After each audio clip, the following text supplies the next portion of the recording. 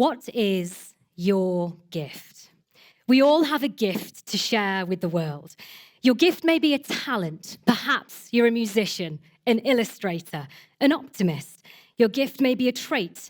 You're a great listener or an empath. It may even be your story, how you got to where you are today.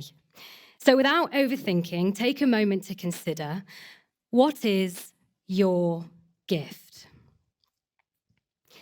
Now, you either instinctively know exactly what your gift is and value it as such, in which case, that's fantastic. Don't leave just yet. You still have a part to play. Or perhaps you're thinking, Summaya, honestly, I've got absolutely no idea what you're on about. In which case, I would say you have many gifts. Ask your best friend, those you hold most dear. Often the people closest to us can see what we cannot. Or you might be thinking, Summaya, I'm a really good teacher, but I wouldn't call it a gift. It's just something that I'm good at, something that I do. It feels a step too far to call it a gift. It feels uncomfortable, arrogant even. For me, realizing and accepting my gift for what it truly is, something of value to be embraced, protected, and even celebrated, has demanded courage, conviction, and commitment. But from this journey, I can tell you with unwavering certainty that the thing that popped into your mind is not only a gift, but has the power to enrich humanity. I am a TV, radio presenter, journalist, actor, producer, and podcaster, but very nearly became an accountant. So what happened there? I was recently asked by a guest on my radio show, what would you do if you could not fail? And like that, I said, I would act. My gift, the thing that I'm good at, that speaks to my soul and transports me to a place of effortless joy, is, perhaps unsurprisingly, performing. But the journey to embracing this gift with the openness, pride, and conviction I have today has not come without challenge. I am a British, Pakistani, Muslim woman. And I wonder what stereotypes come to your head when I share that identity with you. So let's address a few. As a Muslim, do I pray 5 times a day? No. Do I only eat halal meat? Yes. Do I wear a scarf? I think you can probably figure that one out for yourself. As a Pakistani, can I cook a cracking curry? Yes. Is my dad a doctor? Yes. Do I care about the opinion of aunties that aren't actually related to me, but will somehow still end up at my wedding? Unfortunately, yes. And I'm not the only one. There are many in my community that will hold the opinion of others with such weight that it can inform their choice of partner, how they practice their faith, and their choice of career. The weight you place on the opinion of others may also influence your relationship with your gift, whether you see it and appreciate it for what it truly is, a gift, or whether you feel it is inadequate, lesser than, not worthy of celebration. As a child, I didn't feel my creative gift was as worthy or as respected as my academic ability. Being a performer, an actor, a musician was not and is not a conventional fast track to success. It's unstable, uncertain, and unpredictable. What added to the challenge of me not realizing my gift was worthy was the lack of role models. Growing up, there were no examples of British, Pakistani, Muslim broadcasters on the TV doing what I wanted to do. So why is it a problem when you don't see people like you? Because your route to the destination will be different. You may have to overcome barriers that relate to your faith and your culture. The clothes you decide to wear on TV, how you decide to pronounce your name, how you socialize with colleagues may all be different. If you cannot see an example of someone like you who has overcome these potential barriers, where is the evidence to support that it is possible? This lack of visibility, combined with feeling like my gift was inadequate, took me on a more conventional path. As a student, I was blessed with an incredible economics teacher, Mrs. Walliscroft, or Miss Woolley, as we'd call her in school. She stirred up a fascination in me with how the world works. So, after finishing college, I went to university to study politics with international relations. I worked and studied around the world, from Hong Kong to Germany, and upon graduating, was offered a role at the largest accounting firm in the world. But despite my drive and effort in pursuing a more conventional career, something just didn't feel right. It was May 24th, 2017, and I just handed in my dissertation. I was sitting in my favourite cafe along the canal in sunny York, and I had a decision to make. Do I continue on this conventional, well-trodden path and accept the graduate offer, or do I walk away? As I wrote in my journal, I asked myself, how would I feel if someone told me I could never perform again? I wrote, I'd feel like I'd never be happy or whole.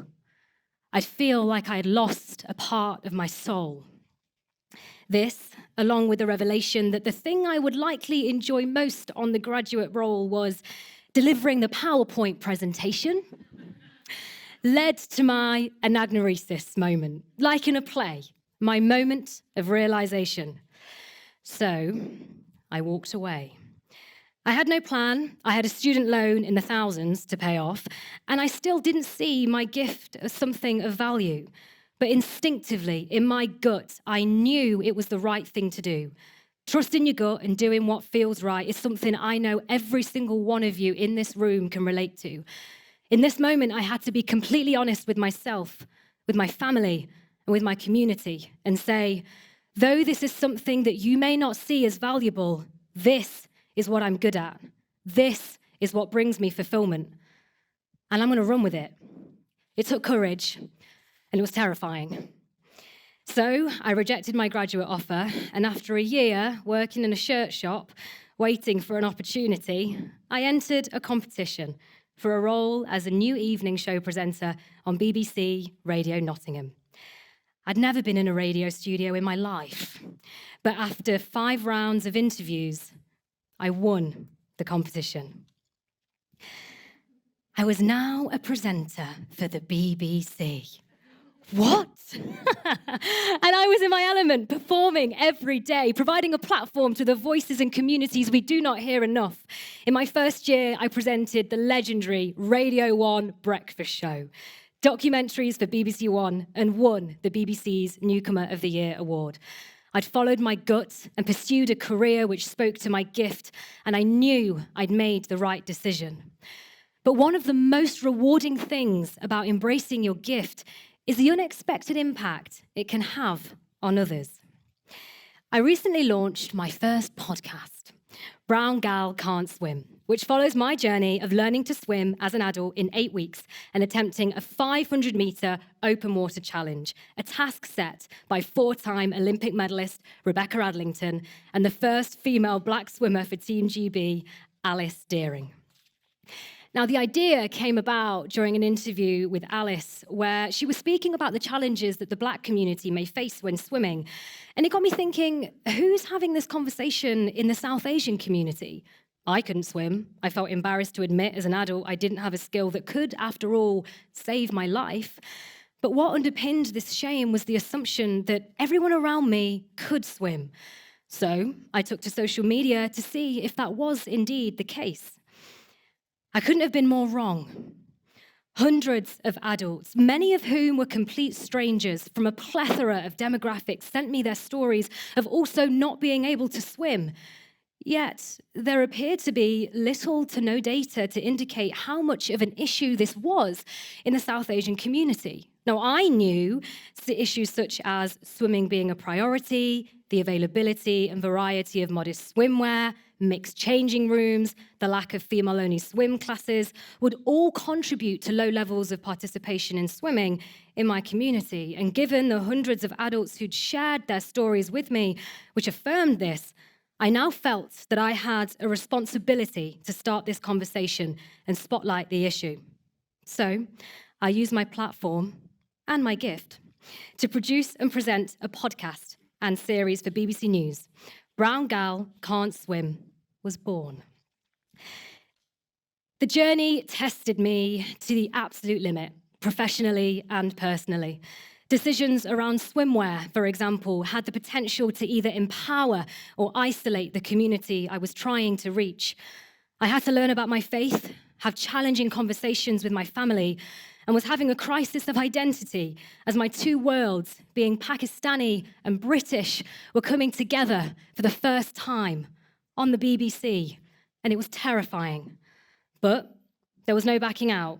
I'd already shared the story on social media and was being inundated with messages from people globally following the journey. Brown Gal Can't Swim had become much bigger than just my story. On October 4th, 2022, in the wind and rain, with a TV crew following me in a pedalo, I swam 500 meters in open water and completed the challenge. Brown Girl Can't Swim won Podcast of the Year at the British Sports Journalism Awards, an incredible personal achievement, but the most rewarding thing was the unexpected impact the story was having on others. I found myself sharing the story everywhere, from schools to the BBC breakfast sofa, with the hope that doing so would help others feel a little less alone or embarrassed about also not being able to swim. I even shared the story during the month of Ramadan, on Radio Ramadan. The interview received quite a response from its listeners, the community I was fearful of, who I did not feel would accept me or my gift, were now my biggest champions. Everyone, from local councils, grassroots organisations, and the most popular swimming brands in the world, were asking for support in how they could make swimming more accessible. And even Dr. Mughal, my dad, is learning to swim alongside many other adults across the UK. And Swim England commissioned the much-needed research specific to the South Asian community. As I suspected, but couldn't quantify at the time, they found, on average, only 32% of the South Asian community in England are able to swim 25 metres unaided, compared to the national average of 80%. They found, when participating in swimming on average across gender, nationality, and religion, if you're a female, Pakistani, and Muslim, you are likely to face the highest number of barriers. The impact of Brown Girl Can't Swim was only possible because I wholeheartedly embraced my gift. Now, if you're struggling to understand what your gift is, 1, trust your instinct. 2, speak to those closest to you. 3, consider what brings you effortless fulfillment. Your gift may not be something you need to pursue as a career, but for goodness sake, pursue it in some form. I now recognize that my gift is valuable.